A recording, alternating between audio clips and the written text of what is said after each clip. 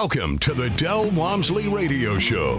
Listen and grow as Del questions the status quo, encourages you to think differently, and empowers you to make a better life. Get ready as Del challenges core beliefs, seeks the truth, and reveals the roadmap to the lifestyle you really want. And now your host, multi-millionaire, national award-winning investor, CEO and founder of Lifestyles Unlimited, Del Walmsley. Welcome to the Del Walmsley Radio Show, where the hype ends and the help begins. I'm your host, Del Walmsley, and as always, we're working on your financial freedom. Today, my friends, I'm going to share a parallel with you. Interestingly enough, many of you who've listened to me over the years know that for the last 16 years, ever since I got cancer, I got involved in collecting O-gauge railroad trains, which are the largest ones. They're like the Lionel trains, but there are ones larger, by the way. But for the normal people, there's O-gauge, which are like Lionel size. Then there's HO, which is what most people do because it's much smaller. You can get a lot larger layout. And then there's N-gauge, which are itty bitty bitty. I don't know why anybody likes them. You can't even see them. You have to get a magnifying glass out to see the detail. Whatever, opinion. But the bottom line is the O-gauge has been what I've been dabbling in for years. Now, why do I bring that up on a, retirement / money investment / lifestyle quality / radio show? Well, not because I want to entice you into railroading. That's not at all it. Simply because I noticed a parallel the other day as I was working on my train layout. And so I'm going to give you a little background, and then I'm going to explain to you why that means something to you. One of the things you have to understand, I've talked about this many times over the 16 years, is that you don't know what you don't know whenever you go into a new project. And so when I first built my first layout, it was just a flat table, and trains went around circles, and we called it looping. You just watch your trains go around circles, and you buy yourself some neat cars and maybe some additional neat cars and some neater engines and some more cars, and you watch them go around and around the loop.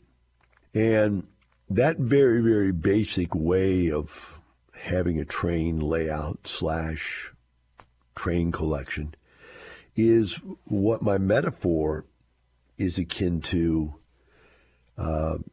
your financial investments. When you first get into some case, so I'm going to save some money. So what do you do with it? And you go out there and they give you the most basic possibilities available. Well, you can put some in the 401k. You can put some in an IRA. You put it in there. You watch it go round and round and round. Up and down, just like this train going round, round, round, round, up and down, round, round, round, round. And that's it. It's kind of boring after a while. It's boring watching the train go round and round. It's boring watching the 401k sit there and go up and down, up and down, up and down. Same thing with an IRA, etc. So when you look at this basic plan, somebody gave you, or you came up with this basic plan, a little research, figured it out, just like I figured out how to buy myself some trains and put the track together and power it and the whole bit. You figured out how to get yourself into one of these 401ks or one of these IRAs and put some money in there. And then it's on autopilot, just like when these trains, you turn them on, they go round and round and round and round. But somewhere along the way, I got bored with that. Well, a lot of people in real estate do the same thing. They really are buying real estate because they want to be active. These people believe that the way you make money with real estate is quite simply to work. And if we say that enjoyment and return on enjoyment is the end result of these train guys, they build all this stuff to create themselves a job, which is to run a miniature layout, miniature railroad, right? And so I brought up that there's really three different types of real estate investors, and there's really three different types. Well, there's more than three different types of real estate investors, but there's three different types of train layouts and or people that have train layouts. And the first one was just the looper that just sticks their track down, lets the trains go round and round circles. And I paralleled that with your 401k and IRA. You just stick the money in there and you don't really care. It just goes round and round and round and round, up and down, up and down. The second one is the builder, and that's the guy that wants to get in there and build everything. And everything is about constructing your rental properties, fixing them, working on them, and being intimately involved in construction. And for the train layout guy, I think that might parallel even more likely the guy that wants to have the third type of layout, which is the model, where everything is absolutely perfect. I mean, they don't even really care about the trains. The trains are like an afterthought. They want to make sure everything's perfect. And the reason I say this is because it parallels with the guys that buy rental houses, and they want to fix them up perfectly. And they're so excited about how perfect they look. They're not even thinking about the fact that they got to put a tenant in it, they got to lease it out, the tenant might tear it up. They go, I'm building this thing the way I wanted it if I wanted to live in it, which is ridiculous, but they do. And that's just the way train models are. I mean, they model the world as if it was in infinite detail how it should be. Don't really even care about the trains, just like these people don't really even care about the rental properties. So you got your rehab guys, you've got your infinite detail guys, you got all different reasons to want to get into real estate, none of which have I mentioned so far is to make money with it, right? None of these are really about making money and or becoming effective. Well, being that a railroad thing is a hobby, it really doesn't have to be effective. And the beautiful thing is, unlike when I got into, my rental houses and building and rebuilding and remodeling my rental houses, which gave me activities to do as a retired man and an excuse to buy tools, what I found is that once it became a necessity to make it happen so that I could get the rehab done quickly and get someone in there to rent it, that took all the fun out of it. Now it was a job, and it was a job that you didn't anticipate. You weren't going in there to create your piece of artwork. You weren't going in there to have fun, to buy tools. Now you were trying to get in there and get all this garbage out of there and get it cleaned up and get it painted, and it becomes monotonous and becomes overwork. And so more along the line, that wasn't fun anymore. So you start to change. You start thinking about, okay, what do I need to do differently? So now you have to figure out how to run your portfolio without you doing all the work. That means the numbers change because now you have expenses that you hadn't anticipated and or inputted into it. I remember how easy it was to make money when there were really no maintenance costs. It was amazingly, profitable. But when I stopped doing the maintenance and the repairs and the remodels and the make-readies, then all of a sudden I had to change my business model. Well, the same thing is true with my railroad. Each time I look at it and I start to build it and build it back again, I find that I have seen better models since then. And better models in all three categories, right? Better loopers, and then there's better place-to-place activity-type train sets and models. And you start thinking, I wonder if I could put a little place-to-place in there. That makes it look more realistic. You come from this place, take some stuff over to that place, take some stuff over to that place. Again, it becomes more realistic. And then I also see that, this flat table just doesn't make it. I mean, some of these layouts have 1, 2, 3, and even 4, 5 layers. And trains going uphill and downhill and across and around and through mountains and over water and bridges. I think, man, this is really, really neat. Mine is really, really boring. Well, same thing happens to you with your investments. You've got this boring 401k and IRA that really are not doing much for you. Then you hear something like us on the radio. You hear about people making lots of money. You hear about people having lots of fun doing their investments. You go, man, I don't have any fun in my investments. My investment is just going loop-de-loop-de-loop, round and round, up and down, up and down. And maybe I want to get out there and change it. So you make that decision. I'm going to go for a better set of circumstances, a better investment in your case, a better layout in my case. and then you run into it. It finally hits you in the face. There's a problem. What is the problem? The problem is you can't just move to the new type of investment structure. You can't just move to the new type of layout because you got the old layout. You got the old investments. And so what you find is you have to take a step backwards. And so I had to literally take, each time I wanted to build a new layout, I had to take the old layout apart. So I took it apart, expanded it one time. I changed tracks another time. I changed engine types and or control types from just a regular transformer where you push the power on and pull the power off and the engine goes when the power goes on and off, to where the power's on all the time and use computers to run the trains. So that was another whole rehab and overhaul. And now I'm putting in just the most elaborate layout I've ever seen. I'm going right to the top. I'm trying to put in all the stuff that just will make this one of, those must-see type, travel across the country to see type train layouts. Hey, I'm 66 years old. I've got money. I don't need to work. I got need something to do and to look forward to get out of bed every day. And I've got many hobbies, and this is just one of them. But that's what happens. When you get into this now, I found, oh my gosh, I have to take all this stuff apart. And you're going to run into the same thing. 'Cause how do I get my money out of this paid in full rent house? I thought I did a good thing. I paid my rent house off. That's a terrible thing to do. And I say terrible compared to how great it could be. That's like me. Okay, I've got this flat layout, but how do you go to a second level, a third level, and fourth level? And you see, I had to tear the whole thing out. Say, why do you have to tear the whole thing out? Because I had to tear it apart to get back to the structure. The structural changes I needed to make before I could put the second and third and fourth layers on there were not possible unless I tore the flat part, the loops out. The loops had to come out. And that's what's going to happen to you. The money's got to come out of the 401k. It's got to come out of the IRA. And you go, but Del, I'll pay taxes. Go, hey, when I tore my train track apart, there's a lot of pieces I couldn't use again. Cost me money. I call that taxes. We'll be right back with the Del Walmsley Radio Show.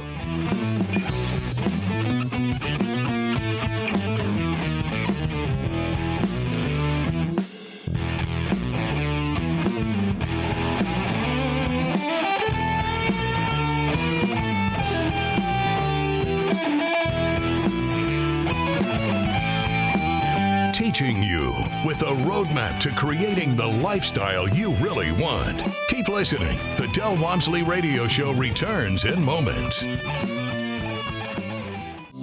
Successful Lifestyles Unlimited member retires in 10 months. The hardest part for me was to drop off my son, go to a job that I absolutely hated for 5 years, but know that that was a sacrifice that I needed to make, and then only be able to get to spend 2 hours with him after school before he had to go back to bed.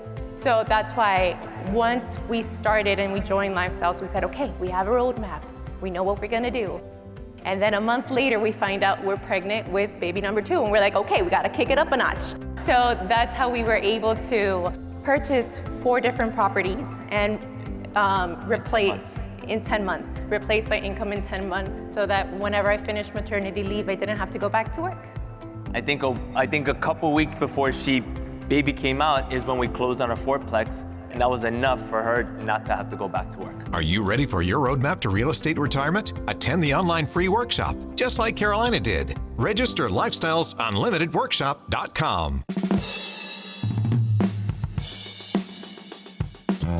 You're hearing the Del Walmsley Radio Show. Want more life-changing knowledge? Access our podcast and listen on demand at lifestylesunlimited.com under the radio tab. Now your host, Del Walmsley. Welcome back to the Del Walmsley Radio Show. Today we're talking about changing your investment structures, and I'm paralleling it to the pain I'm going through and the joy I'm going through by remodeling my railroad. So we've gotten to the point now where we're discussed. I'm at that point where I have had to destroy what I've done before. That means that the work that was invested into it and the materials that the tracks that I used and the turnouts, which are like the switches and the electrical stuff, everything that was being used before now is being replaced, and that means more cost. And that's the tax associated with changing. I had to buy all new stuff that works with this new way of doing this. And you're going to have to do the same thing. You're going to have to pay the tax to get your money out of your 401k. Otherwise, you're going to be a looper for the rest of your life. Round and round, up and down, round and round, up and down. That's all you're ever going to get. And you're not going to get any more joy than that. You're not going to get the joy of seeing it grow, because your layout's not going to grow. I mean, your 401k is not going to grow, and I did that on purpose, by the way. Nothing in your life is going to grow financially because you're going round and round, up and down, round and round, up and down. Yeah, you can buy some more trains to put on there. Yeah, you can put some more money in there. But it's just round and round, up and down, round and round, up and down. You're never going to get the joy of owning an asset. Like I'm going to have the joy now of having a really neat layout compared to one that wasn't neat, that has places to go and things to do with it that it didn't have. And it's going to have more realistic modeling, right? So I'm going to improve in all three aspects of my layout. Well, the same thing you would do with your finances. You're first of all going to get it out of the round and round, up and down. You're going to pay a little tax to do that. But then you're going to have your money back. And interestingly enough, what you're going to find when you get to this point is what I found. When I tore my whole thing down and started to rebuild it, I found that there were some things I did right from the beginning. My base layout is so strong that you could walk on it. You could walk on top of it. I designed it so you could walk on top of it, crawl on top of it because it was so big. The layout was designed to where you could reach things because that was something I learned up front. And so it was designed to have places that you could get to almost everything on the track. When I tore it apart, what I found is that this infrastructure was so strong, I had no problem building onto that infrastructure the second and third and fourth layers that I wanted to build because the first layer was built so well. And you're going to find the same thing. If you've saved a lot of money and you pay the taxes and now you're sitting there with the money, you're going to go, man, pat me on the back. I've got some money. But if you built a house of cards and you've got no money and taking the money out of the 401k and IRA leaves you no money, then you're going to realize, well, you know what? I got problems with just the base problem. I didn't build a base. I don't have a savings base that I need to be able to save up enough money to go invest. And when you figure these things out, now you can look back at where your real problems were. My problem wasn't in the base. My problem was in the secondary, not so colorful approach to things. You maybe have no base. You have no money. Even in your 401k and IRA, you have no money in your savings. That's a primary problem. You need to solve that problem first by getting some savings going, by cutting your cost of living or making a little more money or whatever you got to do. But once you get past that, then you go, okay, I've done a pretty good job. I've saved some money. I've got some infrastructure here. Now I get to go build this beautiful investment. And there's nothing like buying your first asset. Now you get over that over time because it all becomes very common to you. And then when you become very big, what you find, it's like Arnold Schwarzenegger said. He said, when you're small and you got a little muscles and you work out, you get these little pumpy muscles. Guys like that, they go out in public with tank tops on or super tight T-shirts. And, you know, people look at them and go like, okay, whatever. But when you're big, you don't go out in public with tank tops.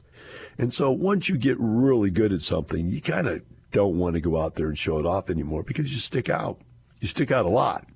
And being wealthy is one of those things that sticks out a lot. So only the people that are not very wealthy who drive the Ferraris, have the Ferrari parked out in front of their house or in their garage, they don't drive it anywhere. It's just to get the Ferrari because that's your status symbol. I could afford that. Or the Rolex watch because I could afford that. And I buy my wife all this. She's got sports cars and watches and jewelry and purses and clothes and shoes. Love it because she loves it. Love her to have it. I don't wear any of it. Don't have any of it. I wear old blue jeans and a T-shirt. And if I'm dressing up, I put on a Tommy Bahama. That's pretty flashy for me. That first asset you buy, really important to you. It's really egotistically impressive. Now, as I'm starting to rebuild this train, I'm getting some really neat stuff built into it already. I'm just now getting to put back what I want to put back. And I'll tell you what, I'm sending pictures to my closest friends, and they're going, holy smokes, that's incredible. Now get this. That's like you buying that rent house and you haven't even rented it yet, because I haven't put a train on it and ran it around there because I haven't even put the power to it yet. I'm just building the infrastructure. So you buy this rent house, you're now waiting for the second point of joy. The second point of joy is, hey, it's paying me money. The day I turn that train on and it goes around this super neat layout, that's the day I go cuckoo for Cocoa Puffs. I will have people over. We will have a party. And I won't even have finished the layout. Just when that train goes around that track again and up and down these mountains and through this stuff, I'm going to have people over. It's going to be a party. I guarantee you. It's going to be unbelievable. I will throw a giant party just to celebrate this. And when you start getting your rent checks, whether you've got a rent house or whether you own an apartment complex or whether you're a passive investor, and you're getting your dividend checks or your refinance checks and this money comes in, you're going to want to dance. You're going to want to shout. You're going to want to go and have a party just to show everybody, or whatever, yourself, whatever, to celebrate that you were gutsy enough to take your money out of the 401k, the loop-de-loop, and go and build a better investment, a neater, more attractive investment, some of which you did yourself because you wanted to get involved, and being involved in your investments instead of just throwing them off to somebody else is important to some people. Others won't want to take any time at all, and they'll invest passively, and they'll just want to brag about what they've done. Look at how many deals. And most passive, they're excited about how many different properties they own and how many total doors, they call it, units that they have. And, hey, I'm up to, 12 properties and 2,000 units. And they look at it that way. There's really different types of investors. They got to figure out what kind of investing they want to do. And they're not all the same, and they don't all lead to the same results. And if you don't realize that, then you're going to go off and maybe do two or three the same thing, two or three things at the same time that really don't coexist in real and true, as in real true investing out there. If you try to do two or three things at the same time, you'll get nothing done. You're a master. You are a jack of all trades and a master of none. You need to pick what you're going to do and specialize in it. You need to get the specialized knowledge necessary to do that one type of investing. You can always change later.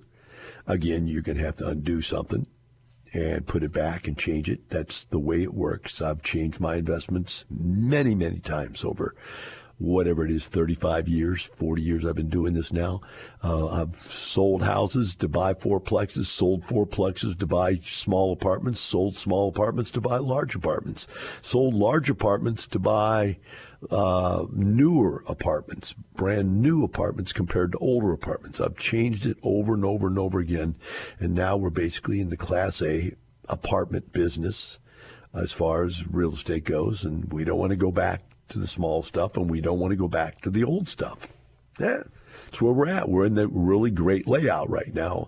Our model for investing is very, very beautiful, very easy to operate, very successful, and it lives on. We're proud of it. And that's what happens when you change.